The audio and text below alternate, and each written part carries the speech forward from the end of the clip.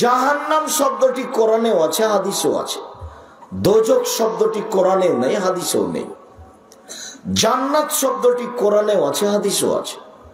বেহেশত শব্দটি কোরআনেও নেই, হাদিসেও নেই। আল্লাহ শব্দটি কোরআনেও আছে, হাদিসেও আছে।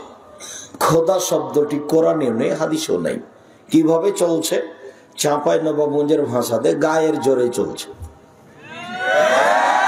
জোর করে চলছে। একজন যদি বলে চলবে না, তো আর একজন লাভ দিয়ে উঠেছে, কে বলে রে চলবে না রে, দাঁত খুলে দেবো একেবারে। জীবনে কোনোদিন দেখেনি কি চলবে কি চলবে না। কি ইউসুফ জুলেখার কাহিনী শুরু করে দিয়েছে, 3 দিন যাবৎ চলছে ইউসুফ জুলেখার কাহিনী, চলছে কাহিনী, আর সবাই বাদাম খাচ্ছে আর বলছে তাফসির মাহফিল। এই সামনে বার হবে, কমিটি কে কে কত টাকা দিবা তাফসির মাহফিলের? টাকার জবাব দিতে হবে। টাকা কি তোমার বাপের? বাদশাহ শাহজাহান কবর তৈরি করেছে বউয়ের, স্ত্রীর। টাকা কি শাহজাহানের বাপের? বিচারণে জবাব দিতে হবে। আপনি তাফসির মাহফিল করেছেন, আমি কোনোদিন করিনি, আমি করিনি, করবো না। আমি জাতির সামনে মিথ্যা তাফসির করব না, করতেও দেব না। আমার গ্রামের এক চাচাতো ভাই আমাকে বলছে, আজকে যে এতে বাসের দুপুরে তাফসির করলো না, এ তাফসির তোরা জানিস না। কি করলো? ও জানিসই না তোরা এই তাফসির। আচ্ছা আমরা না জানি, করলো কি এটা একটু বলবেন না? তো বলছে তাহলে শোন, এমন তাফসির যেটা জীবনে শোনেনি। আদম আলাইহিস সালাম ঘুম থেকে উঠে দেখেন পাশে একজন সুন্দরী নারী। তো আদম আলাইহিস সালাম হাত বাড়াতে গেলেন, ফেরেশতা বলছেন থামেন। তো আদম আলাইহিস সালাম বলছেন কেন? তাহলে মোহর দিতে হবে। বলে মোহর আবার কি? বলে মুহাম্মদ সাল্লাল্লাহু আলাইহি সাল্লামের উপরে 1000 বার দরুদ পড়ে দিতে হবে। তখন আদম আলাইহিস সালাম মুহাম্মদ সাল্লাল্লাহু আলাইহি সাল্লামের উপরে 1000 বার দরুদ পড়ে দিয়ে বউ হালাল করলেন। কোরআন মাজিদে আল্লাহ বলছেন যে আমি আদমকে সব শিখিয়ে দিয়েছি, পৃথিবীতে যা কিছু আছে, যা কিছু ছিল, যা কিছু থাকবে কিয়ামত পর্যন্ত, আদমকে আমি সব শিখিয়ে দিয়েছি। দেখলেই বলতে পারতেন এটা গিলাস, দেখলেই বলতে পারতেন না মাইক। এরকম ধারণ ক্ষমতা আল্লাহ তাকে দিয়ে সৃষ্টি করেছেন। যেই মানুষটাকে আল্লাহ বলছেন সবকিছু দিয়ে শিখিয়ে দিয়ে সৃষ্টি করেছেন, সে মানুষটা বউ কিভাবে হালাল করতে হবে সেটাই জানেন না। তখন আমি বলেছিলাম, এই শোনেন, মুফাসসিরকে 80 160 লাঠি পিটাতে হবে। সাধারণ মানুষের উপরে অপবাদ লাগালে শাস্তি হলো 80 লাঠি, আর নবীর উপরে অপবাদ লাগালে এটা ডবল হবে, তাহলে 80 160 লাঠি। দেখি আমার এই বক্তব্য কোন মায়ের বেটা কিয়ামত পর্যন্ত উল্টাতে পারে। আপনি বলছেন ওই মুফাসসির এমন তাফসির করেছে জিন্দেগিতে করতে পারবে না। আমি আব্দুর রাজ্জাক বিন ইউসুফ 32 বছর থেকে বক্তব্য দিই কোরআন এবং হাদিস দিয়ে। 34 বছর থেকে বুখারী মুসলিম পড়াই, শিক্ষক, শেষ কিতাব পড়াই। 26 বছর থেকে হাত দিয়ে ফতোয়া লিখি কলমে, 26 বছর থেকে একটানা। 6 বছর থেকে ফতোয়া বোর্ড নিজে পরিচালনা করি। বড় বড় বিদ্বান দেশ বিদেশের সামনে বসে থাকে, যে ফতোয়া বোর্ড আমি নিজে পরিচালনা করি। আমি চাঁপাইনবাবগঞ্জের মানুষ। আমার প্রতিষ্ঠানে 4000 ছেলে মেয়ে আছে, 250 জন শিক্ষক শিক্ষিকা আছে। প্রতি মাসে বেতন লাগে 30 লক্ষ। যেটা আপনার রাজশাহীতে আছে সেটা 26 বিঘা জমির উপরে। যেখানে একটা মসজিদ আছে 90% জমির উপরে, যার একতলাতে 3000 মানুষ সালাত আদায় করতে পারে। যেটা জামিয়া সালাফিয়া রূপগঞ্জ নারায়ণগঞ্জ ঢাকা, সেটা 51 বিঘা জমির উপরে। সেখানে একটা মসজিদ তৈরি শুরু হয়েছে 200 শতক জমির উপরে, যে মসজিদের একতলাতে 10,000 মানুষ সালাত আদায় করতে পারবে। আলহামদুলিল্লাহ জামিয়া সালাফিয়া একটা মহিলা শাখা গড়তে যাচ্ছে আপনার রাজশাহী তানোর, রাজশাহী গোদাগাড়ি থানা, 40 বিঘা জমির উপরে। যে জমির দাতারা আমার পাশে বসে আছেন, জমি সম্পূর্ণ নেবরার সামনে লিখে দেওয়া হয়েছে। 40 বিঘা জমির উপরে একটা মহিলা শাখা গড়বে, জমি রেডি আলহামদুলিল্লাহ। জামিয়া সালাফিয়া তেঘরা বিরল দিনাজপুর 18 বিঘা জমির উপরে অবস্থান করে। আমি চাঁপাইনবাবগঞ্জের সাধারণ মানুষ, একেবারে আপনার মতোই পল্লী গ্রামে বাড়ি। বাড়ি থেকে দৌড় দিয়ে গ্রামের নদীতে গিয়ে লাফ দিয়ে পড়তাম। এটা হলো আমার ছোট জীবনের অবস্থা। বাড়ি থেকে বের হয়ে গ্রামের পাড়ার সবাই মিলে ঘাস কাটতাম। নদীতে সাঁতার দিলে আমার আগে কেউ যেতে পারতেন, এটা আমার খেয়াল ছিল। কে যেন আমার আগে যেতে না পারে। ঘাস কাটলে কে যেন আমার চেয়ে বেশি কাটতে না পারে। হাডুডু খেলালে আমার থেকে যেন কেউ বেশি খেলতে না পারে, কেউ যেন আটকাতে না পারে। সবসময় আমি আগে থাকবো, এটা আমার মাথায় কাজ করত। আলহামদুলিল্লাহ, আল্লাহ আমাকে ওইভাবেই রেখে দিয়েছেন। কোনোদিন কোনো মানুষের পয়সার দিকে আমাকে তাকানো লাগেনি। সেক্রেটারি, সভাপতি, মসজিদ সবকে আমি উঠাই আর বসাই। কোনো দিন দেশ বিদেশে বক্তব্য দিচ্ছি, কে আমাকে নিয়ে গেল, কে আমাকে টাকা খরচ দিবে, রাস্তা খরচ হিসাব করে আমাকে একটা বাক্য বলা লাগেনি। ওকে আমি টাকা দিই, ও আমাকে কি দিবে? আমার মুখের উপরে সাহস করে কোনো কথা বলবে, এরকম সভাপতি সেক্রেটারি এদেশে নাই।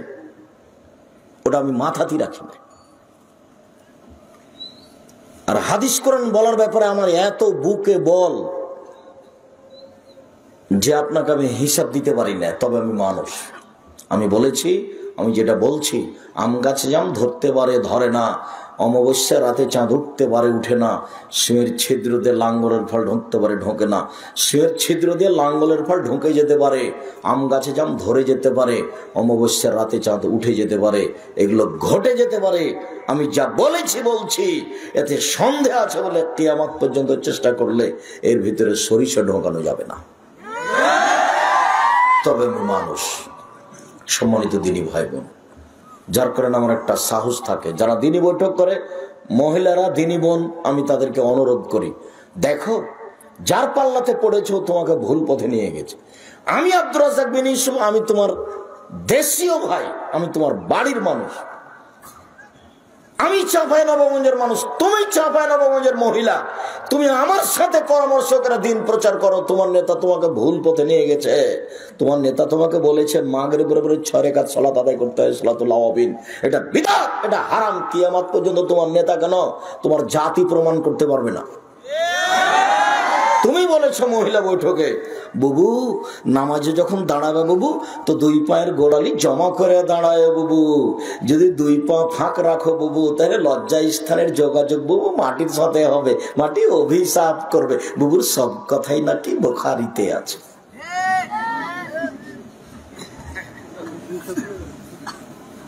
মহিলা যে বাড়িতে মারা গেছে সেই বাড়িতে আপনি হাত তুলে দোয়া করেন, চিল্লাচিল্লি করে। বিসমিল্লাহ পড়লে এত কিছু হবে আপনি বলেন, সূরা ইয়াসিন পড়লে এত কিছু হবে আপনি বলেন। আমি বলছি আপনার শতকরা, আমার তদন্তে ৭০% মিথ্যা কথা আছে। আপনি ওখান থেকে ফিরে আসেন, মহিলা বৈঠক আপনি ত্যাগ করেন, বাড়িতে বসে শুধু মহিলা বৈঠক হবে। এই থানা ওই থানা যায়েন না, কিয়ামত পর্যন্ত সময় থাকলো। এই থানার মহিলা ওই থানায় গিয়ে বক্তব্য দিবে, এর প্রমাণ কিয়ামত পর্যন্ত হবে না। কাজেই তোমার নেতাই তোমাকে ভুল পথে লেগে গেছে। আমি আব্দুর রাজ্জাক বিন ইউসুফ তোমার ঘরের মানুষ, তোমার বাড়ির মানুষ, তোমার দিনী ভাই। আমার বাড়ি চাঁপাইনবাবগঞ্জ।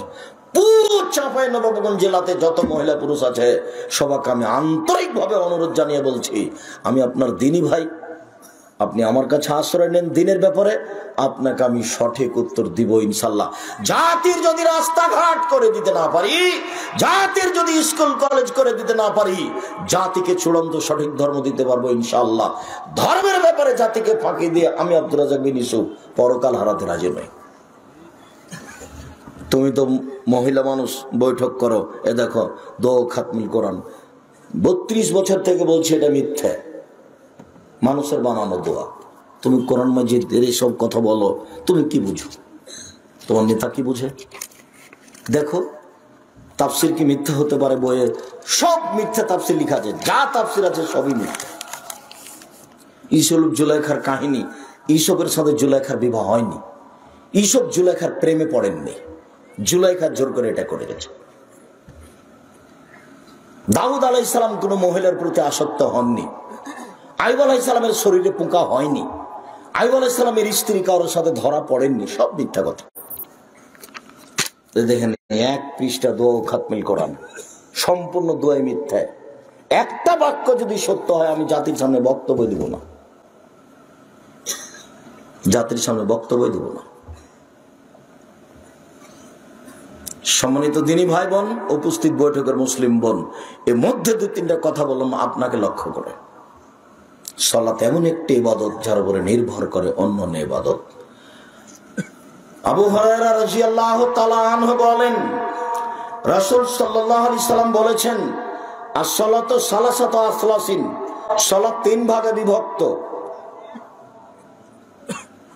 at-tahur solution, ওযু হলো 3 ভাগের 1 ভাগ, আর রুকু সলিউশন, রুকু হলো 3 ভাগের 1 ভাগ, আর সুজুদ সলিউশন, সিজদা হলো 3 ভাগের 1 ভাগ। কথার কথা, 2 রাকাত সালাত আদায় করে যদি আমরা 300 নেকি পাই, যদি ওযু ঠিক না থাকে তাহলে 100 কাটা গেল, যদি রুকু ঠিক না হয় তাহলে 200 কাটা গেল, যদি সিজদা ঠিক না হলে 300 কাটা গেল, 1 নেকি হবে না, যা একটু পরে আলোচনা আসবে। আল্লাহ রাসূল বলেন, ফামনাদা হবে আকেহা, যদি কেউ সালাতকে ঠিক ঠিক আদায় করে, ওযু ভালো করে করে, রুকু ভালো করে করে, সিজদা ভালো করে করে, কবিলাত সালাতুহু, তার সালাত কবুল করা হবে। অকবিলাত সায়ের আমালিহি, সব আমল কবুল করা হবে। ওয়াইন রুদ্দাত আলাইহি সালাতুহু, আর যদি তার সালাত কবুল না হয়, সালাত যদি তার উপরে প্রত্যাখ্যান করা হয়, যাও তোমার সালাত কবুল হয়নি, রুদ্দাত আলাইহি সায়ের আমালিহি, সব আমল তার উপরে প্রত্যাখ্যান করা হবে, সব বাতিল, কিছুই হয়নি। সালাত আদায় করে না যে, তার কোনো ইবাদত নেই। সম্মানিত দিনী ভাই বোন, আমরা সবসময় সালাত শব্দটি ব্যবহার করি, আপনাকেও সালাত শব্দটি ব্যবহার করার জন্য অনুরোধ জানাচ্ছি। সালাত মানে বিশেষ প্রার্থনা, আর নামাজ মানে উপাসনা। হিন্দুরা উপাসনা করে। সালাতের মধ্যে যে অর্থ আছে, নামাজের মধ্যে সে অর্থ নেই। কাজে খুব খেয়াল করে রাখবেন, আমি সবসময় কথাতে সালাত ব্যবহার করব। অত্র 2টি হাদিসে বুঝলাম যে সালাত একটি ব্যতিক্রম ইবাদত, যার উপরে নির্ভর করে অন্যান্য ইবাদত। সালাত আছে তো সব ইবাদত আছে, সালাত নেই তো কোনো ইবাদত নেই। একটা ফকির ভিক্ষা চেয়েছে, 10 টাকা দান করেছি, নেকি হয়েছে, কিন্তু সালাত নেই, তখন এই নেকিটা আল্লাহ কি করবেন? ক্রস চিহ্ন দিয়ে কেটে দেবে। সালাত ফরজ। দেখেন, মহান আল্লাহ বলেন, ফাকিমুস সালাত ওয়া আতুজ যাকাত, পৃথিবীর মানুষ সালাত আদায় করো, যাকাত প্রদান করো, ওয়া তাসিমু বিল্লাহ, আল্লাহকে শক্তভাবে ধরো, হুয়া মাওলাকুম, আল্লাহ হচ্ছেন তোমাদের অভিভাবক, ও নিমাল মাওলা নিমান নাসির, তিনি হচ্ছেন উত্তম অভিভাবক, উত্তম সাহায্যকারী। আল্লাহ এমন সাহায্যকারী যে সাহায্যে কোনো ত্রুটি নেই। আল্লাহ এমন অভিভাবক যে অভিভাবকে কোনো ত্রুটি নেই। অভিভাবক কথাটা বলতে গিয়ে একটা কথা মনে পড়লো, সেটা হলো চাঁপাইনবাবগঞ্জ জেলাতেও বিবাহের বৈঠকে উকিল বাপ ধরে, উকিল বাপ, তবে সেদিন থেকে বাপ হয়ে যায় না। বলে উকিল, কে উকিল হবে এই বিবাহে? বলে ওর দাদা। কে উকিল হবে? বলে ওর চাচা। বাপ যতদিন বেঁচে আছেন ততদিন পর্যন্ত কেউ অভিভাবক হতে পারবে না। উকিল বাপ, উকিল চাচা, উকিল দাদা সব হারাম। এমনিতেই চাঁপাইনবাবগঞ্জ জেলাতে বিবাহের শুরু থেকে শেষ পর্যন্ত একটা কাজও জায়েজ নাই, সবই হারাম। মেয়ে দেখা থেকে নিয়ে, বায়না করা থেকে নিয়ে, থোবড়া থেকে নিয়ে, গীত গাওয়া থেকে নিয়ে, মাজা খরচ থেকে নিয়ে, বিবাহ ঘেরা থেকে নিয়ে, বর যাওয়া থেকে নিয়ে, বিবি ডলি বিবি যাওয়া থেকে নিয়ে, শুরু থেকে নিয়ে শেষ পর্যন্ত একটা কাজে জায়েজ নাই। আর আপনাদেরকে তো আমি বলেছি, ডলি বিবি শব্দ তো আপনারা সেদিন পেশাব করে দিয়েছে, আর কোনোদিন ডলি বিবি শব্দ ব্যবহার করবেন না। একবারে জীবনের মতো ভুলে যেতে বলেছি। 10 বছর পরে কেউ যদি বলে ডুলি বিবি, তখন আর একজন বলবে ডুলি বিবি তা কি গো, ওটা কি? আমরা তো এই শব্দ কোনোদিন শুনিনি। এমন ভাবে ভুলে যেতে হবে যে 10 বছর পরে যদি কেউ ডুলি বিবি শব্দটা বলে, তার 5 জন বলবে এটা কি জিনিস, বুঝতে পারলাম না চাচা, এটা কি জিনিস। এরকম হতে হবে। থোবড়াও এরকম হতে হবে। থোবড়া নাই দুনিয়াতে, থোবড়া শব্দটাই ভুলে যাব। অবাক দুনিয়া, যে যুবতী বেটি জেলে বসে থাকবে আর গ্রামের মানুষ তার মুখের উপর ক্ষীর তুলে দিবে, ছি ছি ছি ছি ছি ছি, ধর্ম পাগল হয়ে গেছে। আর স্ত্রীর মুখে ক্ষীর তুলে দিতে হয়, সারা গ্রামের লোক তার মুখে ক্ষীর তুলে দিচ্ছে, ধর্ম কি এতই নোংরা? দেখে মনে হয় যে হিন্দুদের বিবাহ লেগেছে, বর কলার গাছের চতুর্দিকে ঘুরছে, হিন্দুদের বিবাহ লেগেছে। বড় বড় মেয়েগুলো ওই মেয়েটার মুখে গামছা দিয়ে বসে আছে আর বলছে যে ক্ষীর দিতে বসেছে, তুমি এত টাকা দাও, না হলে মুখ খুলে দিব না। অবাক, এটা তো আমার চোখের সামনে। থোবড়া চিরদিনের জন্য হারাম চাঁপাইনবাবগঞ্জের মাটিতে, ডলি বিবি চিরদিনের জন্য হারাম চাঁপাইনবাবগঞ্জের মাটিতে, কোনো দিন হবে না। ক্ষীর কাঁচি চিরদিনের জন্য হারাম, ব্যবহার আম আটা চিরদিনের জন্য হারাম। শ্বশুরকে জামাইকে কে আপনার ফার্নিচার খাটখাটলা চকি বাক্স দিতে হবে চিরদিনের জন্য হারাম, এবারে চিরদিনের জন্য হারাম। কেউ যদি খাটখাটলা ফার্নিচার কিনে শ্বশুর, তাহলে তোমরা গ্রামবাসী বলবা ছি ছি ছি, নাউজুবিল্লাহ, একটা হারাম কাজ করেছেন, ছি ছি ছি ছি।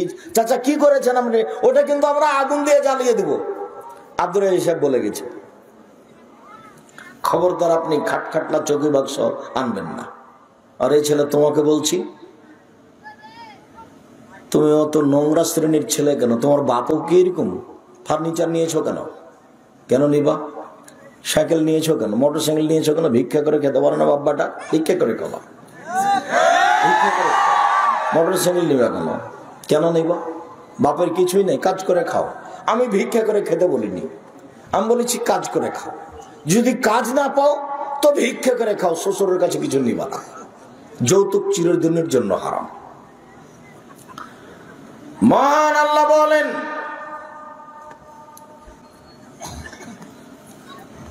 ফাসাল্লি লিরাব্বিক, মুহাম্মদ সাল্লাল্লাহু আলাইহি সাল্লাম, আপনি আপনার প্রতিপালকের জন্য সালাত আদায় করুন।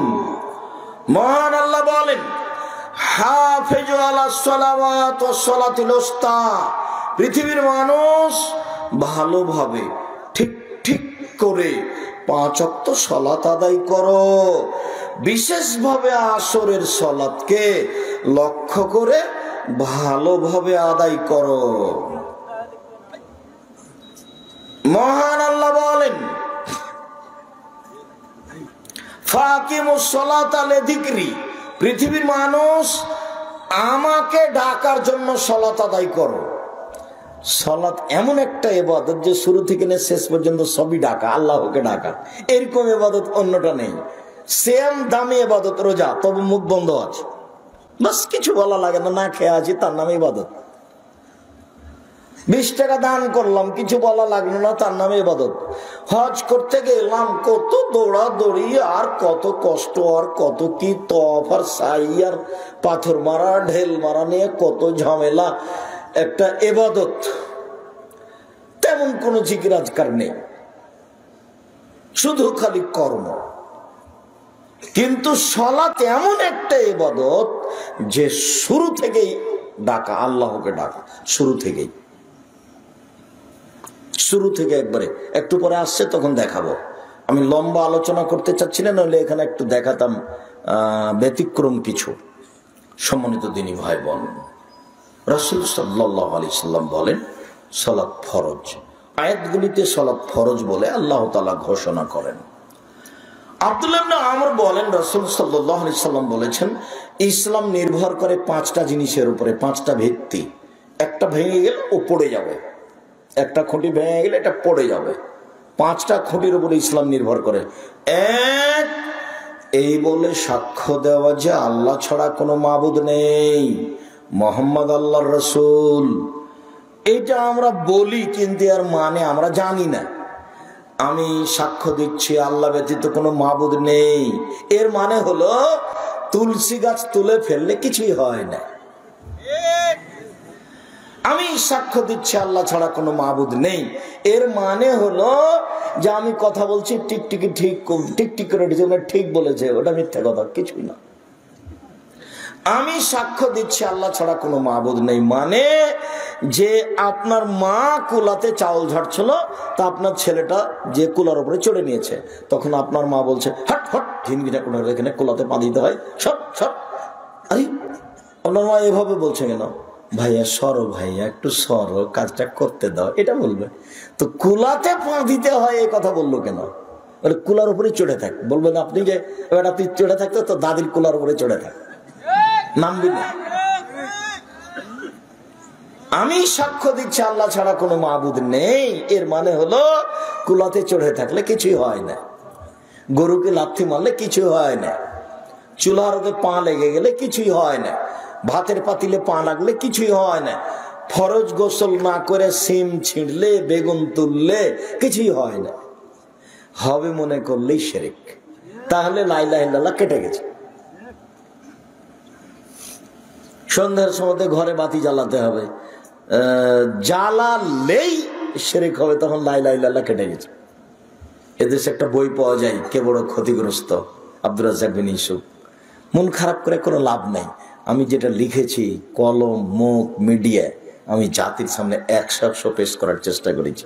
আমি আপনার গ্রামের মানুষ, এ কথাই ঠিক, আমি আপনার জেলার মানুষ, এ কথাই ঠিক। তবে আপনি মনে রাখবেন, আমি আব্দুর রাজ্জাক বিন ইউসুফ জাতিকে দিন ধর্ম প্রচার করতে ঘাটতি করিনি, মুখে কলমে মিডিয়াই। এই যে মুখ, এই যে সামনে মিডিয়া, যে একটু পরে বই পুস্তক আসবে, তার একটা বইয়ের নাম হলো কে বড় ক্ষতিগ্রস্ত।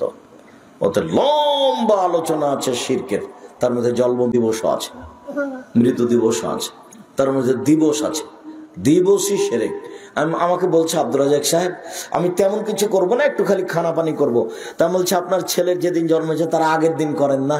তাহলে ভাই মিঠা লাগে না যে, এই জন্যই শিরক।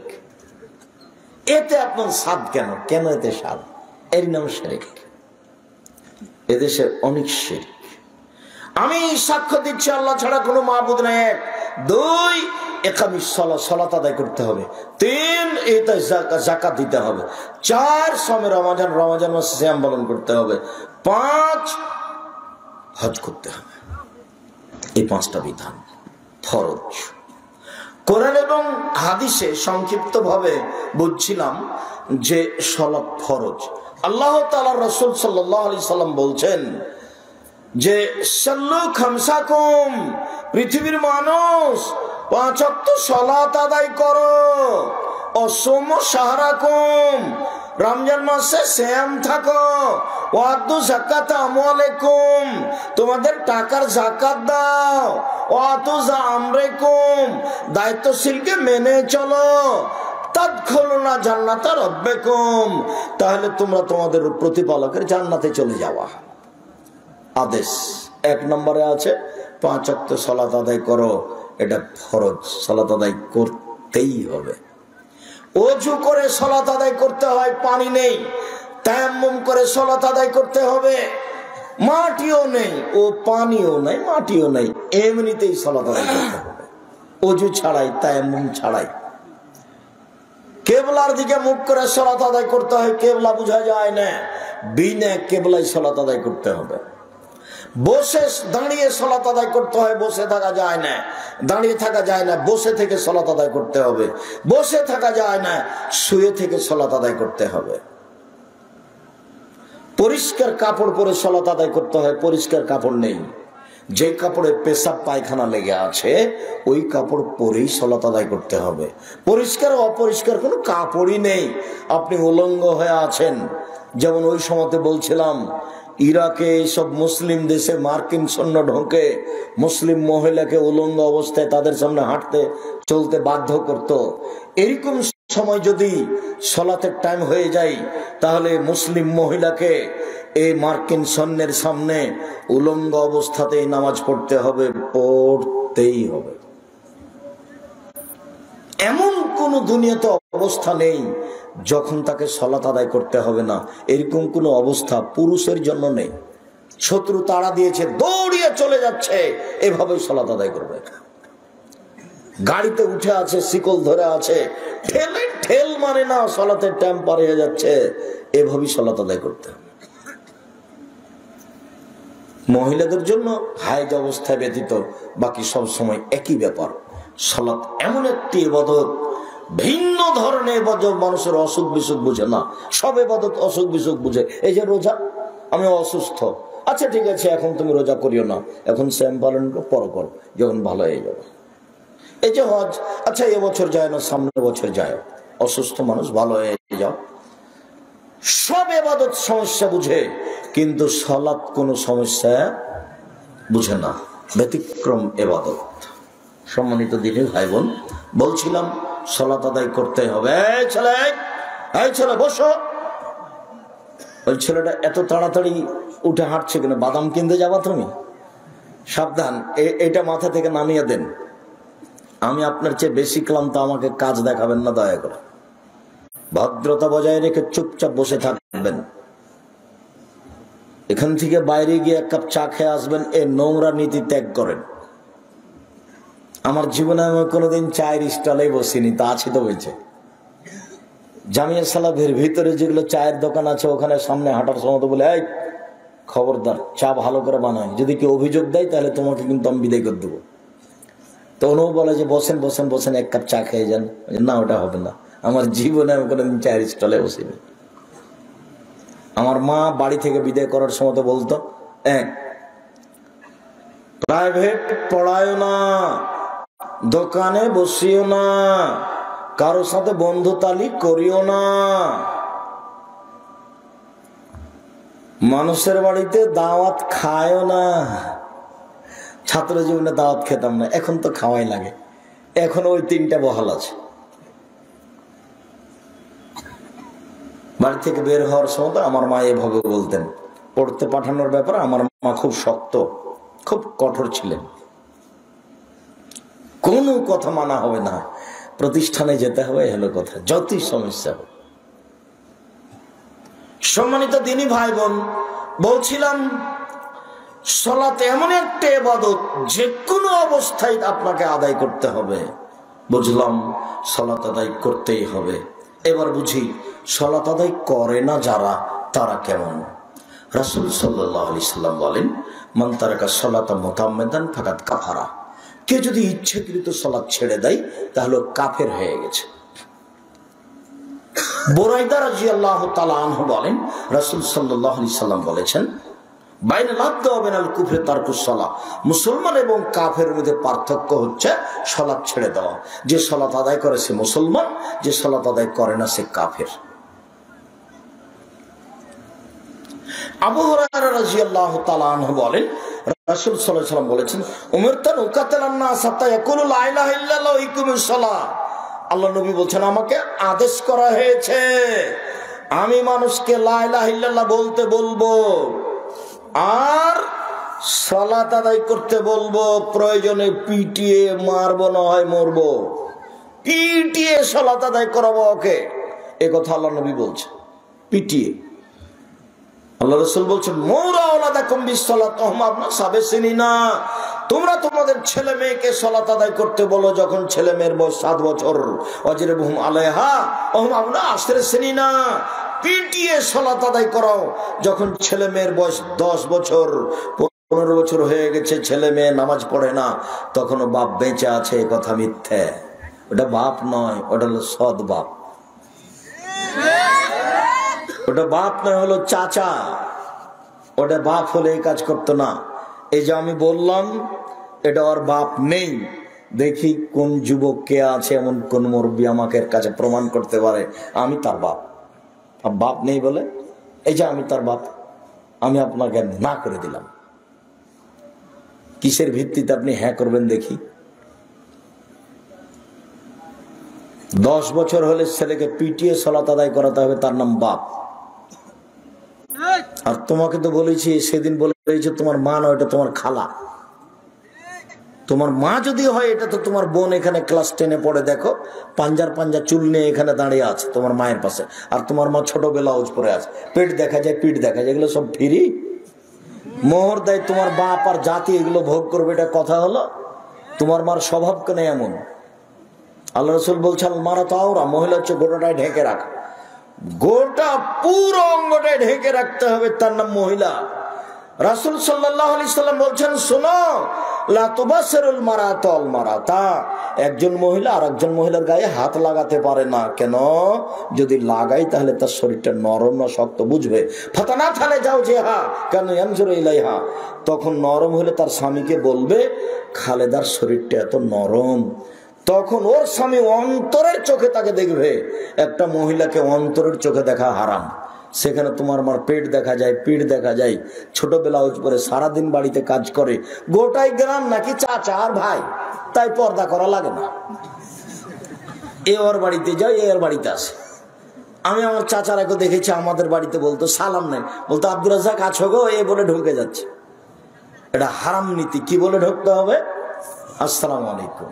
যতই খারাপ লাগুক, যতই আইন্না লাগুক, সালামই দিতে হবে। আইন্না লাগছে, সালাম দিয়ে ঢোকা কেমন কথা? আসসালামু আলাইকুম এভাবে বলবো কেন? বলবো আব্দুর রাজ্জাক তোমার মা আছে, তোমার বাপ আছে বলে ঢুকবো। এটাই চূড়ান্ত, সালাম দিয়ে ঢুকতে হবে। সম্মানিত দিনী ভাই বোন, বলছিলাম রাসূল সাল্লাল্লাহু আলাইহি সাল্লাম বললেন, কেউ যদি সালাত আদায় না করে আমি তাকে পিটিয়ে সালাত আদায় করাবো। এই হাদিসের ভিত্তিতে সেই কালে ইমাম আবু হানিফা রাহিমাহুল্লাহ বলেছেন, কেউ যদি এক ওয়াক্ত সালাত আদায় না করে তাকে জেলখানায় বন্দি করে পিটিয়ে সালাত আদায় করাতে হবে। সেই কালে ইমাম আহমদ ইবনে হাম্বল বলেছেন, এই হাদিসের উত্তর হলো যে সালাত আদায় করে না তাকে হত্যা করতে হবে। বর্তমান বিদ্বানগণ এই হাদিসের ভিত্তিতে বলছে, আরবি বিদ্বানগণ, সৌদি আরবের বিদ্বানগণ, যে এমত অবস্থায় তাদের বিবাহ নেই। স্বামী নামাজ পড়ে, স্ত্রী পড়ে না, তাহলে বিবাহ কেটে গেছে। কেন? স্ত্রী কাফের, এই জন্য। যে নামাজ পড়ে সে মুসলমান, যে পড়ে না সে কাফের। স্ত্রী পড়ে, স্বামী পড়ে না, তো স্ত্রী মুসলমান, স্বামী কাফের। তো একজন মুসলমান একজন কাফের হলে বিবাহ কি হয়? থাকে না, বিচ্ছিন্ন হয়ে যায়, কেটে যায়। তো এখন তার বিবাহ নেই, কেটে গেছে, ওদের সংসার এখন হারাম। এ কথা আরবি বিদ্বানগণ এখন বলছে। এখন এই মুহূর্তে চেয়ারম্যান লাগে না, মেম্বার লাগে না, খাতা কলম লাগে না, কাজী লাগে না, বিবাহ এমনিতেই গেছে। আরবি বিদ্বানগণ এখন এই কথাও বলছেন যে নামাজ পড়ে না ওকে হিন্দুদের শ্মশান ঘাটে ফেলতে হবে, মুসলমানের কবরে তার কবর হবে না, কবরস্থানে তার কবর হবে। তাহলে নামাজ না পড়াটা, সালাত আদায় না করাটা কত বড় ইবাদত। উপস্থিত বৈঠকের দিনী মুসলিম বোন, উপস্থিত বৈঠকের দিনী মুসলিম ভাই, বলেন ইনশাআল্লাহ আজ থেকে সালাত আদায় করবো ইনশাআল্লাহ। অত ফুর্তিতে বুঝতে পারলাম না। ইনশাআল্লাহ বলেন, ইনশাআল্লাহ সালাত আদায় করবো। সালাত আদায় না করে আপনি কি করবেন? আমার দাদি খুব শক্ত ছিল সালাত আদায়ের ব্যাপারে। আজান হয়ে গেছে, কাজ বাদ দিয়ে সালাত আদায় করতে যেতে হবে। আমার মা বলতেন, আমি নতুন বই এসেছি, আমার মায়ের কথা, নতুন বই এসেছি তো আমাকে ঘর লেপতে দিয়েছে। তো আমি ঘর লেপছি, লেপা তো আমরা সবাই বুঝি, ঘর লেপছি, তো আজান হয়ে গেছে। তখন আমার দাদি বলেছেন, এই করো, ওই হাত ধুয়ে নিয়ে নামাজ পড়ে নিয়ে বাকিটা লেপো। তখন আমার মা বলেছে, আর দুবার হাত ঘুরে নিত হয়ে যাও, শেষ করে নিয়ে হাত ধুই। যেমন এই কথা বলা, আমার দাদি দড়িয়ে এসে একবারে পিঠের উপরে কয়েক কিল। হ্যাঁ, আমি বলছি নামাজ পড়তে, আর তুই বলছিস দুবার হাত ঘুরিয়ে নি, তোর তো সাহসে অবাক হয়ে গেল। ধান ভিজা যাচ্ছে গলিতে, বৃষ্টি হচ্ছে, তো এখন আজান হয়ে গেছে, আমার দাদি ধান উঠাতে দেবে না, ওই যে ধান ভেসে চলে যায়। যে ভিজেছে সেই সুখ হবে, আগে সালাত নামাজ, তারপরে ধান উঠাতে হবে। খুব শক্ত কঠোর মহিলা ছিলেন সালাতের উপরে। তো তুমি পড়ো না কেন? তোমার মা খারাপ এই জন্য। তুমি পড়ো না কেন? তোমার বাপ খারাপ এই জন্য। তোমার মা তোমার বাপের সংসারে এসেছে, ছেলে মেয়ে হয়ে গেছে, ও নিজেই বুঝতে পারেনি মা কাকে বলে। তোমার মাও যেমন তোমার বাপও তেমন। এটা জীবন হলো কুকুর শ্রীগালের মতো, গরু ছাগল খায়, হাগে, দিন কাটায়। কুকুর শ্রীগালও তাই, এমনি দিন আসছে যাচ্ছে, ওই যে বর্ডার 0 পয়েন্টে যাচ্ছে, এই করছে, ঘুরে চলে আসছে, হাঁকছে, খাচ্ছে, চলে আসছে। এটা জীবন কুকুর শ্রীগালের মতো। বুঝে না ওরা, অন্তর আছে বুঝে না, দেখেও দেখে না ওরা, চক্ষু আছে দেখে না, শুনেও শোনে না, ওরা কান আছে শোনে না। উলাইকা কাল আনাম, তারা পশু প্রাণীর মতো, তারা গরু ছাগলের মতো, তারা কুকুর শ্রেণীর মতো, বালু মাজার বরং তার চেয়ে খারাপ। আল্লাহ বলছেন এই কথা, যেগুলো জীবন হলো গরু ছাগলের মতো, কুকুর শ্রেণীর মতো, যার বিবেচনা নেই, যার হালাল হারাম নেই, যার ইবাদত নেই, যার সলাত নেই, যার আল্লাহ বলা নেই, যার কোরআন তেলাওয়াত নেই, কিছুই নেই, এমনি দিন কাটে। সম্মানিত দিনী ভাই বোন, সালাত আদায় না করলেও কাফের হয়ে যায়, এই কথা বলা হলো হাদিসে। তাতে বিদ্বানগণ ইমাম আবু হানিফা বলেছেন সালাত আদায় না করলে তাকে জেলখানায় বন্দি করে পিটিয়ে সালাত আদায় করাতে হবে। তাতে ইমাম আহমদ ইবনে হাম্বল বলেছেন ওকে জবে করতে হবে। তাতে আরবি বিদ্বানগণ বলছেন সালাত আদায় না করলেও মুসলমান থাকে না। যদি স্বামী স্ত্রী হয় তাহলে বিবাহ বিচ্ছিন্ন হয়ে গেছে। ও যদি মারা যায় তাহলে হিন্দুদের শ্মশান ঘাটে ফেলতে হবে, ওকে মুসলমানের কবরস্থানে দেওয়া যাবে না। আপাতত এইভাবে বুঝলাম। আব্দুর রাজ্জাক সাহেব, আপনি কি বলেন? আমরা আদিতে সম্পত্তিকে লিখছি সালাত আদায় করে না, যে সে অস্বীকার করে না, শয়তানি করে পড়ে না, শয়তানি করে পড়ে না, বলছে পড়বো, একদিন যায় 7 দিন যায় না। এ হলো মহাপাপী, এ হলো মহাপাপী। সংসার বিচ্ছিন্ন হয়েছে এ কথা আমরা বলি না। এই ছেলে, পাশ থেকে যেন কোনো ছেলে না ওঠে, আপনি আমাকে নোংরামি দেখাবেন না কিছুক্ষণ সময়। কালকে কোথায় যেন ছিলাম, সিরাজগঞ্জ, শুরু থেকে শেষ পর্যন্ত একটা লোককে আমি উঠতে দেখিনি, একটা লোককে। ওরা তাফসির মাহফিল করে না, ওরা বাদাম খায় না বক্তব্য চলাকালীন। আর আমাদের স্বভাব খারাপ, আমরা বক্তব্য চলে, তাফসির ইউসুফ জুলেখার মিথ্যা কাহিনী চলে, বাদাম খাই, গল্প করি, তার নাম বক্তব্য। তারপর 2-3 ঘন্টা পরে হুজুর বলে যে তাফসির করলাম তো আজকে তো শেষ তো হলো না, আরো 2 ঘন্টা লাগবে, এভাবে বলে না। আর একবার এসে 2 দিন লাগবে। ও জীবনে যা বলেছে কোনো তাফসিরের সাথে মিলাতে পারবেন না, একটা মিলাতে পারবেন না, এমনি বলেছে, ভুকাস কোম্পানি, একেবারে ফালতু। আমি আপনার গ্রামের মানুষ, আমি গ্রামের মানুষ হিসেবে বউকে খুব সাহস নিয়ে কথা বলছি, কথার হবে না। আমি আব্দুর রাজ্জাক বিন ইউসুফ, 32 বছর থেকে মাঠে আছি, তবে আমি মানুষ। সম্মানিত দিনী ভাই বোন, আমরা এবার সংক্ষিপ্ত বুঝি। যারা সালাত আদায় করে কিন্তু রাসূলের পদ্ধতিতে করে না, তারা কেমন? যারা রাসূলের পদ্ধতিতে করে না তারা জাহান্নামে যাবে। আল্লাহ তাআলা বলেন, ফাওয়াইলুল লিল মুসাল্লিন আল্লাযীনা হুম সালাতিহিম সাহুন। যারা ঠিক ঠিক সালাত আদায় করে না, যারা নিয়ম মতো সালাত আদায় করে না, তারা ওয়াইল নামক জাহান্নামে যাবে, যাবে সুনিশ্চিত। রাসূল সাল্লাল্লাহু আলাইহি সাল্লাম বলেন, মান লাম ইয়াহাফাজ আলাইহা লাম তাকুন লাহু নূরান ওয়া বুরহানুন নাজাত ইয়াউমুল কিয়ামা। যে ঠিক মতো সালাত আদায় করে না, রুকু সিজদা ভালো করে করে না, সালাত তার জন্য দলিল হবে না, সালাত তার জন্য প্রমাণ হবে না, সালাত তার জন্য আলো হবে না, বরং বিচার মাঠেও থাকবে ফেরাউনের সাথে, হামানের সাথে। দুঃখিত, পৃথিবীতে সবচেয়ে বদ মানুষ ফেরাউন। ফেরাউনই বলেছে, মালিম তো লাকুম মিলাইন গায়রি, মুসা আমি ব্যতীত আর কোন তোমাদের মাবুদ আছে কথা আমি জানি না। মুসা লাইনিক তাখাস্তা ইলাহান গায়রি লাজালান্নাকা মিনাল মাসজুনিন, আমাকে বাদ দিয়ে যদি তুমি কাউকে আল্লাহ বলো তাহলে আমি তোমাকে জেলখানায় বন্দি করে দিব। ফেরাউনই বলেছিল, আনা রব্বুকুমুল আলা, শোনো মুসা, আমি হচ্ছি তোমাদের সবচেয়ে বড় আল্লাহ। ফেরাউনের বক্তব্য। অনেকে আল্লাহ বলে দাবি করেছে, Charles Darwin, Hume, Hegel, Lenin, Karl Marx, Engels, Abraha, Abu Lahab, Abu Jahal, Daqyanus, ডিকেটিস, সক্রেটিস, নমরুদ, ফেরাউন, সাদ্দাত, কারণ অনেকে আল্লাহ বলে দাবি করেছে, তবে ফেরাউনের মতো নোংরা দেবী কেউ করেনি। আল্লাহর নবী বলছেন যে সালাত আদায় করলো, ভালো করে রুকু সিজদা করলো না, ও ফেরাউনের সাথে থাকবে। এর চেয়ে দুঃখজনক কিছু হতে পারে? একটু গরম পানি দাও তো গ্লাসে। সম্মানিত দিনী ভাই বোন, রাসূল সাল্লাল্লাহু আলাইহি সাল্লাম মসজিদে বসেছিলেন, একটা লোক মসজিদে ঢোকে আল্লাহ রাসূলকে সালাম দিল, 2 রাকাত সালাত আদায় করে। আল্লাহ রাসূল বলেন, সাল্লি ফাইনাকা লাম তুসাল্লি, সালাত আদায় করো, তুমি সালাত আদায় করনি। লোকটি আবার 2 রাকাত সালাত আদায় করে আল্লাহ রাসূলকে সালাম দিল। আল্লাহ রাসূল বললেন, সাল্লি ফাইনাকা লাম তুসাল্লি, তুমি সালাত আদায় করো, তুমি সালাত আদায় করনি। লোকটি আবার 2 রাকাত সালাত আদায় করে আল্লাহ রাসূলকে সালাম দিল। আল্লাহ রাসূল বললেন, সাল্লি ফাইনাকা লাম তুসাল্লি, তুমি সালাত আদায় করো, তুমি সালাত আদায় করনি। তখন লোকটি বলছে, আল্লিমনি কাইফা উসাল্লি, কিভাবে সালাত আদায় করতে হবে আমাকে বলে দেন, আমি তো এর চেয়ে ভালো করে সালাত আদায় করতে পারবো না।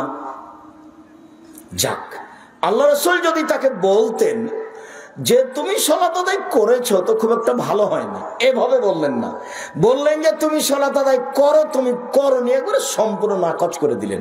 অথচ লোকটা তিনবার সালাত আদায় করেছে। তার মানে আপনাকে আমি কি বুঝাতে চাইলাম? আমি বুঝাতে চাইলাম যে আপনার যদি রুকু সিজদা ঠিক না হয় তাহলে আপনার সালাত হয়নি, রুকু সিজদা যদি ঠিক না হয় তাহলে আপনার সালাত হয়নি, এটাই বুঝাতে চাইলাম।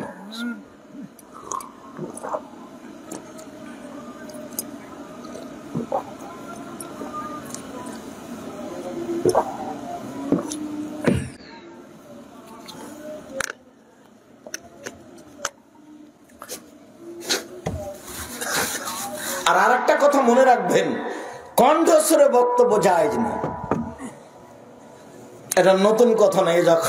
যখন আল্লাহ রাসূল বক্তব্য দিতেন, ও আমরা তাই না, 2 চোখ লাল হয়ে যেত, ওয়াস্তাদা গাজাহু, রাগ বেশি হয়ে যেত, ওয়ালা সাউতুহু, কণ্ঠ উঁচু হয়ে যেত, কান্না মঞ্জুর জায়স, যেন তিনি সৈন্য দলকে ধমক দেখাচ্ছেন, এই করতে হবে, সে করতে হবে। এটা ছিল বক্তব্যের গতি। আর সুর করলে অনেক অপ্রয়োজনীয় কথা মিলাতে হবে, নাহলে সুর টিকবে না। আবার যখন সুর হবে তখন আপনি কথা ধরে রাখতে পারবেন না, তখন মিঠা লাগবে, কোনটা যে ঠিক কোনটা যাবে ঠিক বুঝতে পারবেন না। বক্তব্য এমন হতে হবে যেখান দিয়ে যাবে কেটে ছিলে ছেঁচে চলে যাবে, 20 বছর পরে যেন মনে থাকে। বক্তব্য শোনার পরে 2 ভাগ হয়ে যাবে, ও বলবে মানতে হবে, ও মানতে হবে না, তার নাম বক্তব্য। এইরকম বক্তব্য হলে মানুষ ঠিকই কোরআন হাদিস মানার একটা সুযোগ পেত। সম্মানিত দিনী ভাই বোন, বলছিলাম যারা সালাত আদায় করে রাসূলের পদ্ধতিতে করে না তারা কেমন। এবার একটু দেখাই কিভাবে সালাত আদায় করতে হবে। আমার দিকে দেখেন, কিভাবে সালাত আদায় করতে হবে। সাল্লু কামা রাআইতুমুনি উসাল্লি, পৃথিবীর মানুষ আমি যেভাবে সালাত আদায় করছি সেভাবে সালাত আদায় করো। এ কথা কে বলছেন? মুহাম্মদ সাল্লাল্লাহু আলাইহি সাল্লাম। তো এখন কি আল্লাহর নবী আছেন যে দেখবেন? তাহলে কি করতে হবে? হাদিস দেখতে হবে। তো হাদিসে যে ভুল ত্রুটি আছে, বুখারী দেখেন, বুখারী সালাতের জায়গা, মুসলিম দেখেন, রিয়াজুস সালিহিন দেখেন। আর যদি বই দেখতে চান যে কিছু বইয়ে পড়বো, তাহলে আমরা যেগুলো লিখছি, যেমন আমি একটা সালাতের বই লিখেছি, সালাতুর রাসূল, প্রচলিত সালাত বনাম রাসূল সাল্লাল্লাহু আলাইহি সাল্লামের সালাত, রাসূল সাল্লাল্লাহু আলাইহি সাল্লামের সালাত বনাম প্রচলিত সালাত, এবং আইনে রাসূল সাল্লাল্লাহু আলাইহি সাল্লাম দোয়া অধ্যায়, কত জায়গাতে দোয়া আছে, কত জায়গাতে হাত তুলে আছে, আর কতটা হাত তুলে দোয়া আছে বিস্তারিত দিয়েছে। এই বইগুলো আপনি পড়তে পারেন। তবে এমনি বই পড়লে বিপাকে পড়ে যাবেন। বইয়ে যে মিথ্যা কথা আছে তার প্রমাণ আপনাকে যে কোরআন মাজিদের গায়ে মিথ্যা কথা লেখা আছে। এবার আল্লাহু আকবার বলার পূর্বে কয়েকটি জরুরি কথা। আল্লাহু আকবার বলার পূর্বে সুন্দর করে পেশাব পায়খানা করে আসেন। পেশাব পায়খানার সময়, বসার সময় বলবেন বিসমিল্লাহ আল্লাহুম্মা ইন্নী আউযু বিকা মিনাল খুবুসি ওয়াল খাবাইস। বিসমিল্লাহ বলেন তাহলে শয়তান দেখতেই পাবে না। আর যদি বিসমিল্লাহ না বলেন তাহলে শয়তান লজ্জার স্থান দেখতে পাবে, ক্ষতি করতে পারবে না। বলেন বিসমিল্লাহ আল্লাহুম্মা ইন্নী আউযু বিকা মিনাল খুবুসি ওয়াল খাবাইস। অন্ধ হয়ে গেছে শয়তান, দেখতে পাবে না। উঠে গোফরানাকা, বাস, আর কিছু না। এরপরে বিসমিল্লাহ বলে ওযু করেন, সুন্দর করে ওযু করবেন। ওযু শেষ হয়ে গেলে বলবেন আশহাদু আল্লা ইলাহা ইল্লাল্লাহু ওয়াহদাহু লা শারীকা লাহু ওয়া আশহাদু আন্না মুহাম্মাদান আবদুহু ওয়া রাসূলুহু। জান্নাতের সব দরজা খুলে দেওয়া হয়েছে। আর যদি বলেন আল্লাহুম্মা জাল্লি মিনাত তাওয়াবিন ওয়া জাল্লি মিনাল মুতাতাহহিরিন, তাহলে নেকি হবে, দরজা খোলা হবে না। কি নেকি হবে তা আল্লাহ রাসূল উল্লেখ করেননি। কথা বোঝা গেল না মনে হয়? আল্লাহুম্মা জাল্লি মিনাত তাওবিন ওয়া জাল্লি মিনাল মুতাতাহিরিন, দোয়া পড়তে পারেন, নেকি হবে। কি নেকি হবে তা আল্লাহ রাসূল বলেননি। আর যদি বলেন আশহাদু আল্লা ইলাহা ইল্লাল্লাহু ওয়াহদাহু লা শারীকা লাহু ওয়া আশহাদু আন্না মুহাম্মাদান আবদুহু ওয়া রাসূলুহু, এবার কি হয়েছে? জান্নাতের সব দরজা খুলে দেওয়া হয়েছে। সহজ পদ্ধতি জান্নাতের। সম্মানিত দিনী ভাই বোন, পেশাব পায়খানার শেষে পানি খরচ করে পবিত্রতা অর্জন করবেন। পানি যদি না থাকে তাহলে ঢেল টিস্যু পেপার, আগে ঢেল টিস্যু পেপার পরে পানি, এটা মিথ্যা, এটা করা হবে না। পানি না থাকলে ঢেল টিস্যু পেপার। আবার ঢেল টিস্যু পেপার নিয়ে 40 কদম হাঁটা হারাম। খক খক করে কাশা নোংরামি, পায়ের উপরে পা উঠিয়ে পবিত্রতা অর্জন করাও হারাম। আচ্ছা, ও যে 40 কদম হাঁটছে নইলে পবিত্র হবে না, তো তার স্ত্রীকে 40 কদম হাঁটতে হবে না? তো তার স্ত্রী হাঁটে এক একদিন, আর ওর স্ত্রী যদি ঢেল নিয়ে হাঁটে তাহলে মানুষে কি বলবে? আচ্ছা, কোন পুরুষ যদি ঢেল নিয়ে হাঁটে তাহলে মহিলা দেখলে মহিলাকে ওইরকমই লাগবে। মহিলা যদি ঢেল নিয়ে হাঁটে তাতে পুরুষকে দেখতে যেমন লাগবে, কেননা ও মহিলাই হলো পুরুষ। পুরুষ মানুষ যদি ঢেল নিয়ে এভাবে হাঁটে তাহলে মহিলাকে কেমন কেমন লাগে। ঠিক মহিলাও যদি ঢেল নিয়ে এভাবে হাঁটে তাহলে পুরুষ মানুষকেও কেমন কেমন লাগবে।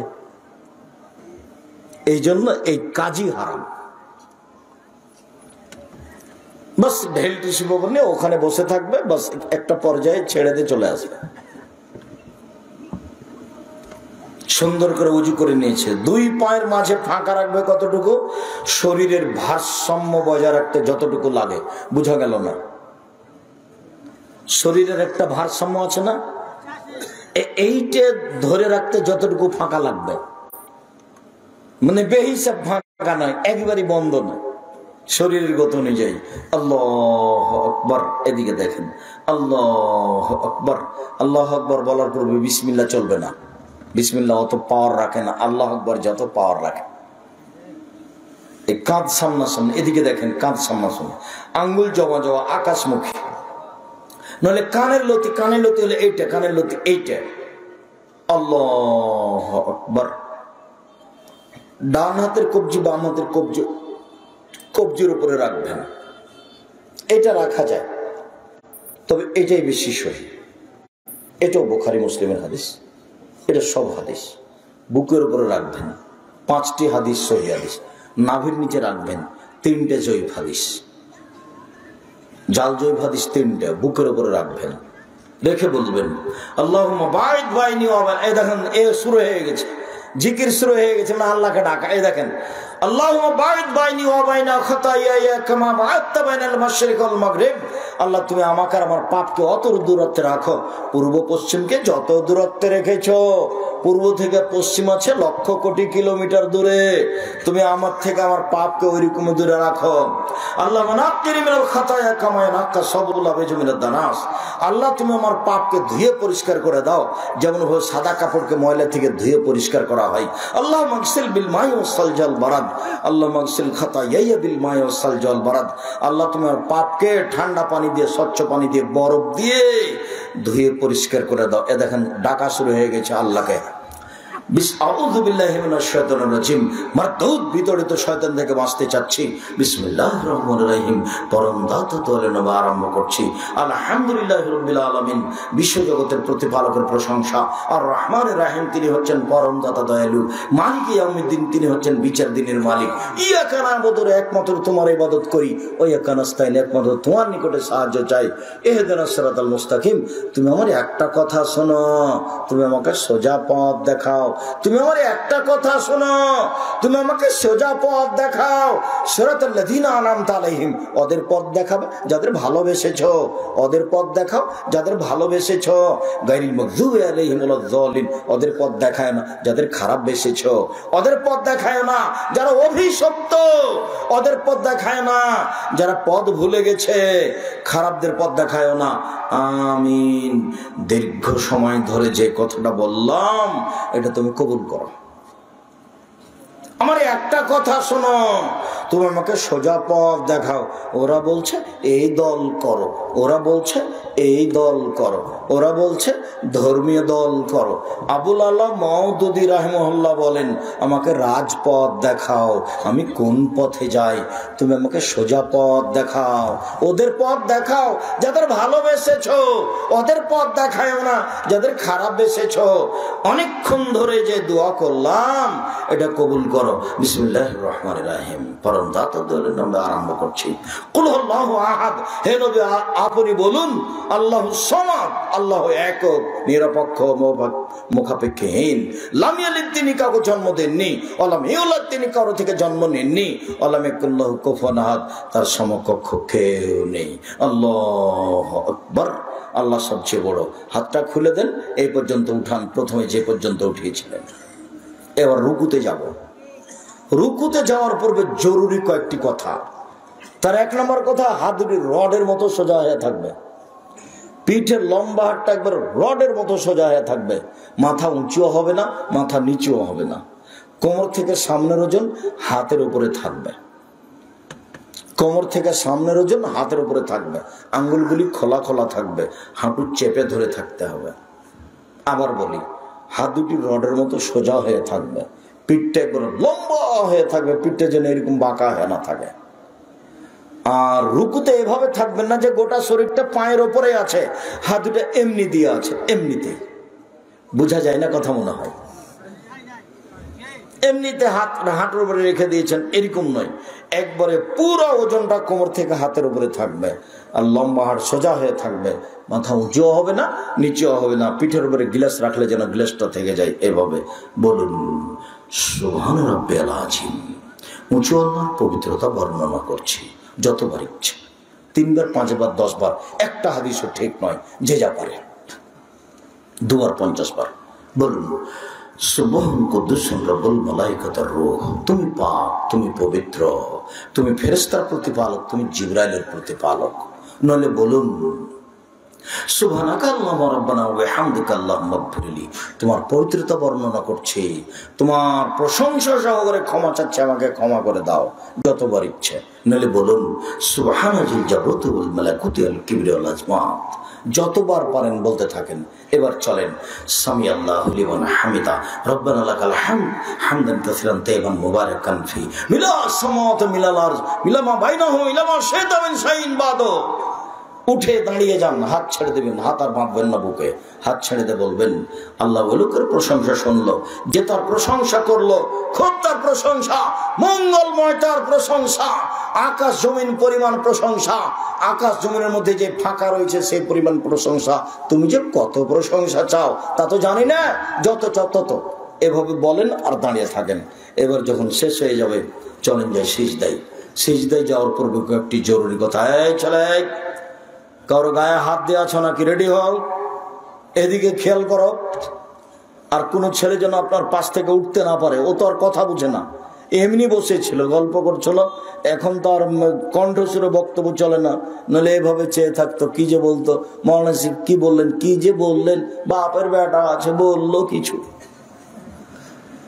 কি যে বললো সে তো জি কি যে বললো, এর নাম বক্তব্য না। আপনি বিশ্বাস করেন, আপনি আমার কথা উপরে আস্থা রাখবেন। আমি আপনার ঘরের মানুষ, বারবার বলতে চাচ্ছি, কথা আস্থা রাখার জন্য, কথায় আস্থা রাখার জন্য বারবার এই কথা আপনাকে বলছি। আপনি নিজের ঘরের মানুষের উপরে আস্থা রাখবেন না, রাখবেন কার উপরে, কি বলতে চান আপনি? আপনাকে তো আমি বলছি, আমার কথার দৃঢ়তা আছে। সম্মানিত দিনী ভাই বোন, চলেন সিজদায়। সিজদায় যাওয়ার পূর্বে জরুরি কয়েকটি কথা। আল্লাহ রাসূল বলছেন ওমিরতা নাসদালা সাবাতে আজম, আমাকে 7 হাড়ের উপরে সিজদা করতে বলা হয়েছে। 7 হাড়, নাক কপাল 1, 2 হাত 3, 2 হাঁটু 5, 2 পায়ের বৃদ্ধাঙ্গুল 7।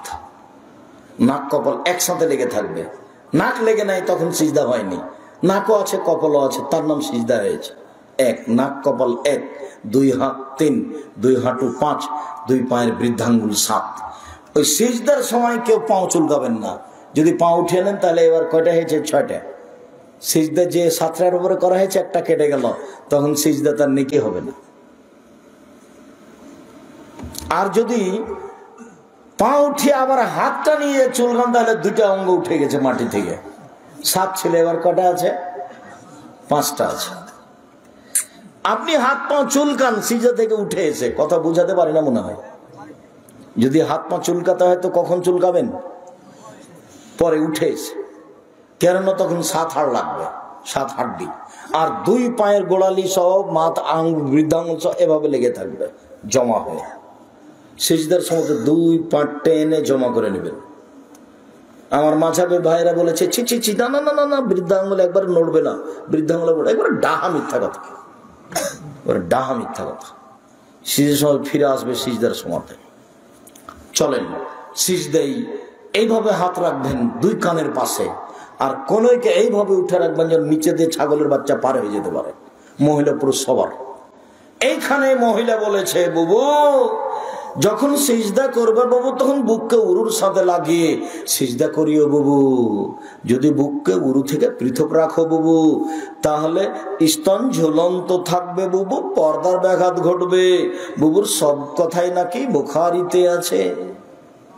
বুবু সিজদা যখন করবা বুবু তখন একবার মাটিতে পড়ে গিয়ে আঁটো সাঁটো হয়ে সিজদা করিও বুবু। হাতি যেমন মাটিতে পড়ে যায় তেমনি একবার মাটিতে পড়ে গিয়ে সিজদা করি। একবার মিথ্যা কথা।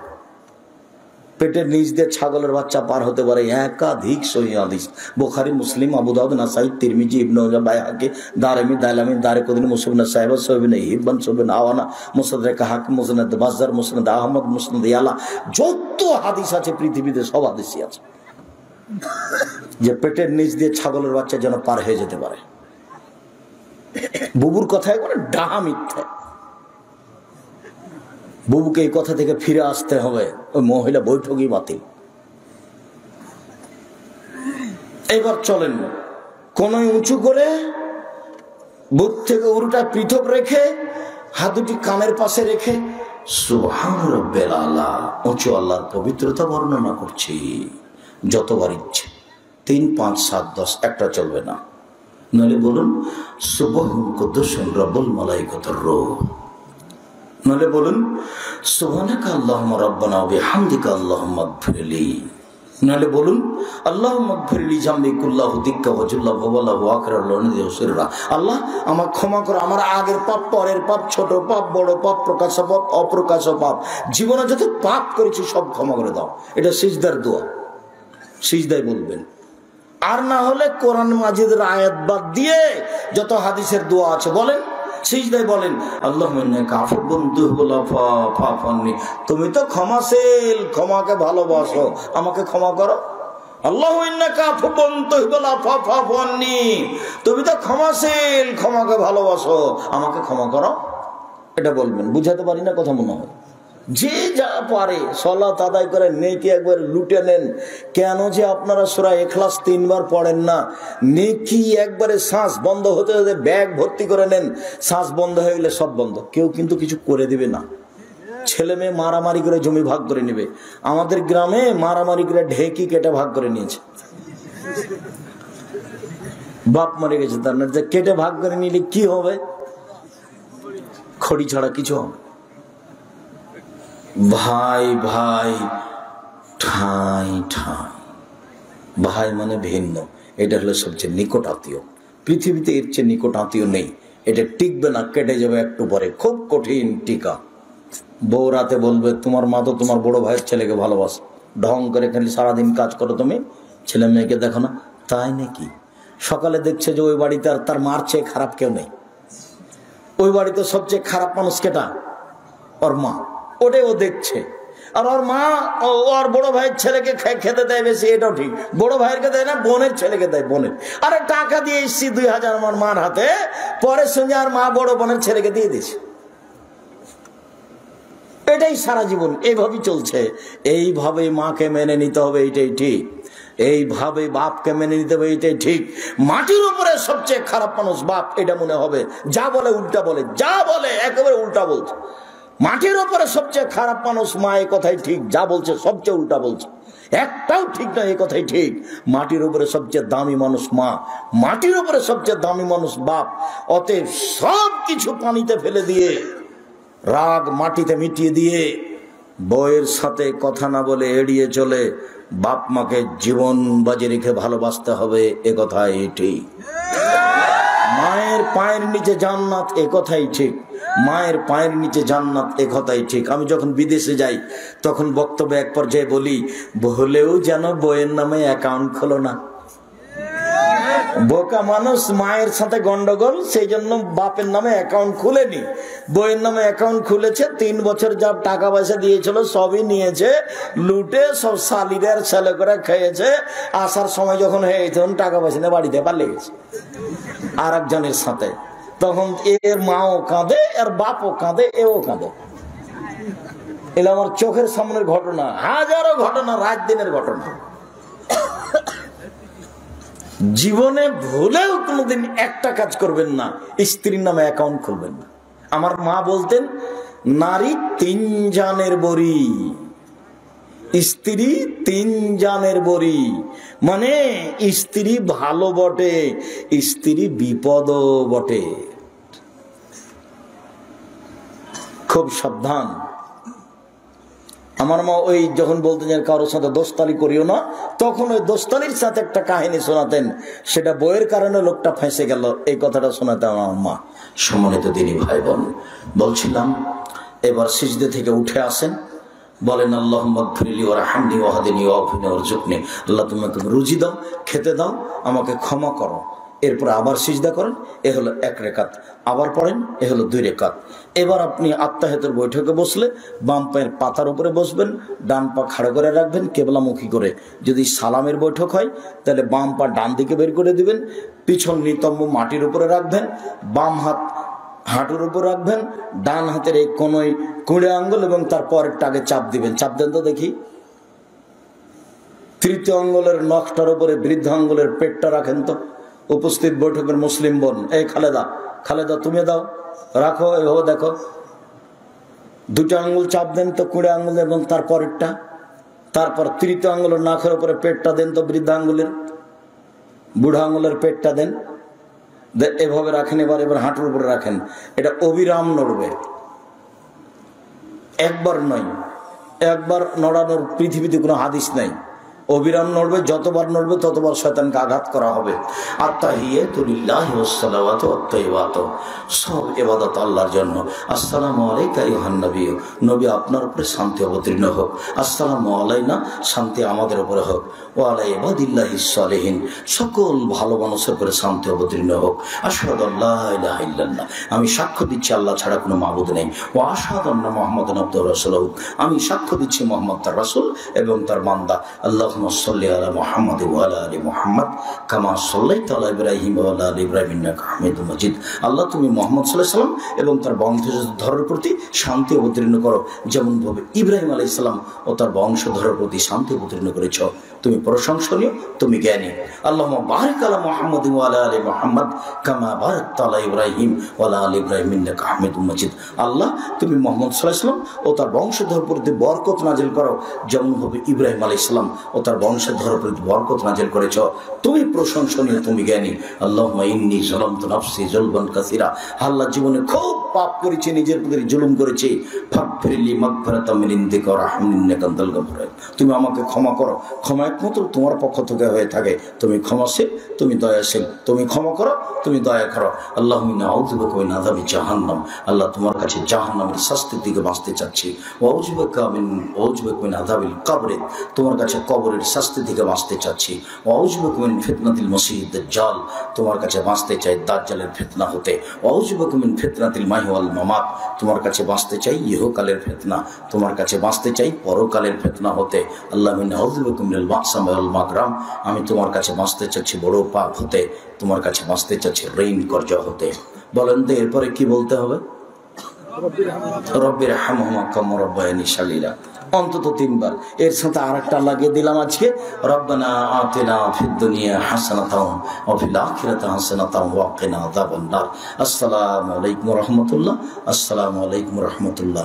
এ দেখেন আল্লাহকে ডাকা, এখন যা হবে তা জিকির। আল্লাহু আকবার, আস্তাগফিরুল্লাহ, আস্তাগফিরুল্লাহ, আস্তাগফিরুল্লাহ। আল্লাহুম্মা আনতাস সালাম ওয়া মিনকাস সালাম তাবারাকতা ইয়া যাল জালালি ওয়াল ইকরাম। আরো জিকির, বিশেষভাবে আয়াতুল কুরসি। কেউ যদি ফরজ সালাতের পরে পড়ে তাহলে জান্নাতে চলেই গেছে, ঢোকেনি কেন? মরেনি এই জন্য। সুবহানাল্লাহ, আলহামদুলিল্লাহ, আল্লাহু আকবার। 33, 33, 34 এইভাবে তাসবিহ পাঠ করেন। সম্মানিত দিনী ভাই বোন, আমি আলোচনার শেষে এসে আবারও বলছি, আমি চাঁপাইনবাবগঞ্জের মানুষকে নিজে চাঁপাইনবাবগঞ্জের হওয়াই অন্তর থেকে অনেক ভালোবাসি।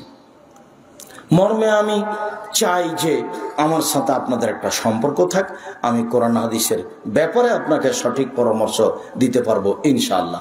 বিশেষভাবে আমি আমার দিনী বন্ধুদেরকে বলতে চাই, আপনারা আমাদের সাথে যোগাযোগ রেখে দিন প্রচারের চেষ্টা করেন, আপনারা ভালো পথ পাবেন ইনশাআল্লাহ। শেষে এসে বলছি যে আমি মুখে কলমে মিডিয়ায় কোনোদিন ফাঁকি দিইনি। মর্মে আজকে কলমগুলি আপনাকে সংগ্রহ করার জন্য অনুরোধ জানাচ্ছি।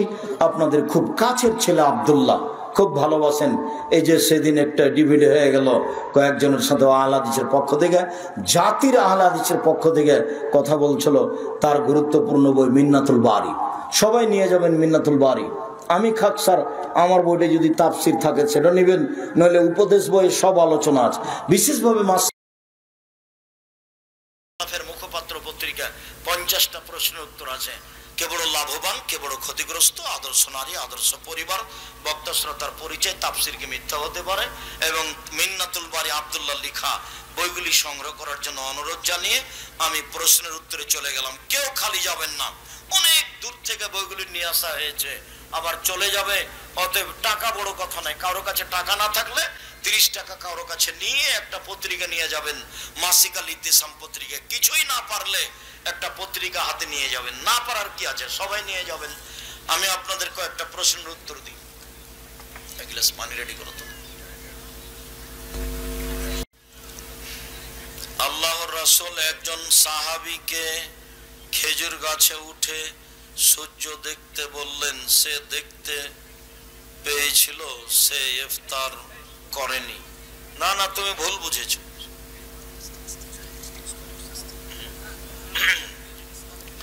ও খেজুরের গাছে উঠে কাজ করছিল, তো আল্লাহ রাসূল বললেন যে নামো, ইফতার করতে হবে, এটা বলেছেন।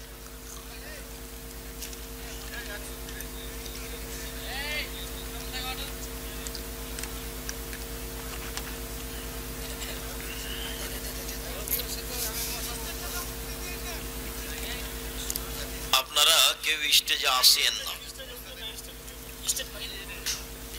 সামনে আসেন, আর আমার হাতের ডান দিক থেকে সবাই বইগুলি নিয়ে যাবেন, কেউ খালি যাবেন না। টাকা না থাকলে কারো কাছ থেকে 30 টাকা নিয়ে একটা পত্রিকা হাতে করে যাবেন। আমি তো সব জায়গায় বক্তব্য দিতে যেতে পারি না, দেখেন এখানে বক্তব্য, আশেপাশে কত বক্তব্য। এখন এরকম পর্যায়ে আমি যেতে পারলাম না, কিন্তু ওই পত্রিকা যাবে, বই যাবে, ও কি করবে? পুড়িয়ে দিবে, নাই ছিঁড়ে দিবে, আবার নিয়ে যেয়ে দিবেন। আসসালামু আলাইকুম প্রিয় শায়েখ, আমার জানার বিষয়, আমার বয়স 20 বছর, এরও বেশি। আমি আগে ভালোভাবে সালাত এবং সিয়াম পালন করিনি, এখন করো, আল্লাহ মাফ করে দিবে আগের গুলো ইনশাআল্লাহ। জেনে অথবা না জেনে শিরক পাপ হলে করণীয় কি? এখন তওবা করো, ক্ষমা হয়ে যাবে।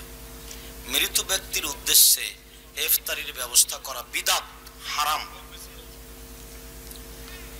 চাকরির বাদ হয়ে যাওয়ার ভয়ে যে সকল ইমামগণ বিদআত করে তাদের রুজি হারাম। রুজি অন্য জায়গাতে করতে হবে, এখানে নয়। ধরুন আমার বিয়ের মোহর হচ্ছে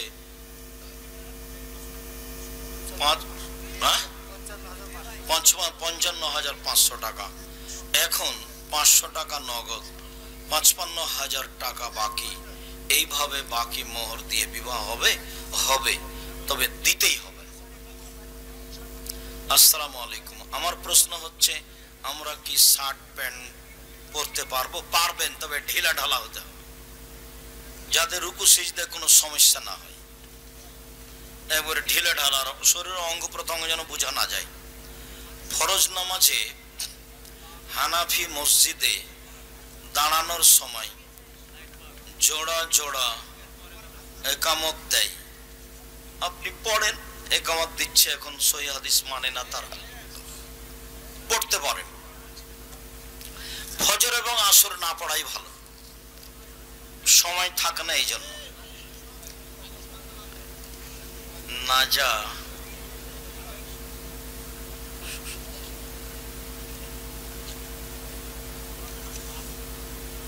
সাম্প্রতিক সময়ে ঢাকা শহরে এক ছেলে সমকামিতার বৈধতা চেয়ে আন্দোলন করেছে। সমকামিতা জেনার চেয়ে অনেক খারাপ। জেনাতে 100 লাঠি হত্যা করা, আর সমকামিতা মানে ওকে নিচের মাটি উপরে করে দেওয়া আর উপরের মাটি নিচে করে দেওয়া, ওটা অনেক খারাপ। ওকে সমলে হত্যা করতে বলা হয়েছে। আসসালামু আলাইকুম ওস্তাদজি, আমরা মিডিয়ায় কাজ করি। গতকাল রাতে সিরাজগঞ্জ থেকে আপনার প্রোগ্রাম করে ফেরার পথে কঠিন সড়ক দুর্ঘটনায় মুখে পড়েছিলাম। আল্লাহর রহমতে কোনো ক্ষতি হয়নি। আপনার কাছে দোয়া চাই, আল্লাহ তোমাদের হেফাজত করুক। তোমরা অবশ্য দিন প্রচারে অনেক বড় মাধ্যম, তবে মানুষের অপ্রয়োজনীয় কথা যেখানে সেখানে প্রচার করো না। বিশেষ করে আমার কথা মিডিয়ায় দেওয়ার সময় খুব সাবধানে দিও, কেননা আমার বিরোধিতা করাই অনেক মানুষের প্রয়োজন। তোমার কথাকে উল্টাভাবে কেটেছে জাতির সামনে পেশ করছে। ইদানিং যে পরিমাণে হজের খরচ বৃদ্ধি পেয়েছে, এটা কি কিয়ামতের লক্ষণ হতে পারে? জনৈক ব্যক্তি বলেছেন আহলে হাদিসের 2.5 কোটি মানুষ নাকি আওয়ামী লীগ। না, কথা ঠিক নয়। যে আব্দুল্লাহ বলেছে, তো ডিবেটে শুনোনি তোমরা? আব্দুল্লাহ বললো না? তোমাদের তো অংশগ্রহণ করা উচিত।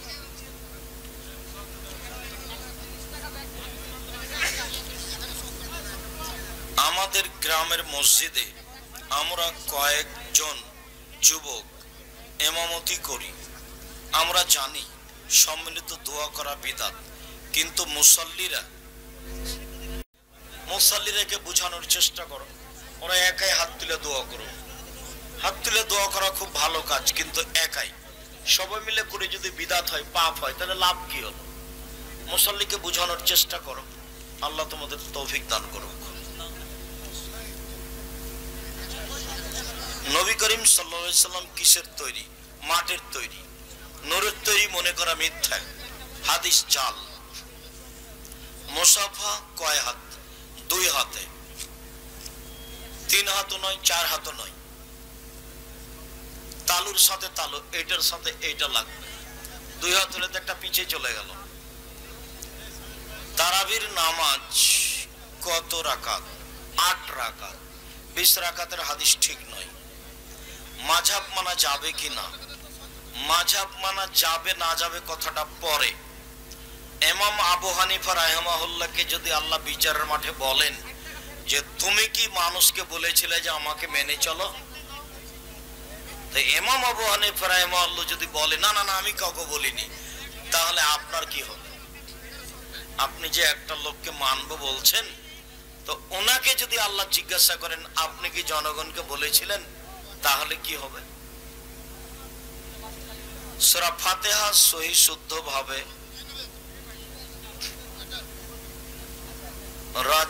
আব্দুর রাজ্জাক বিন ইউসুফ আপনি একটি ওয়াজে বলেছেন কালিমার মধ্যে নাকি শিরক আছে।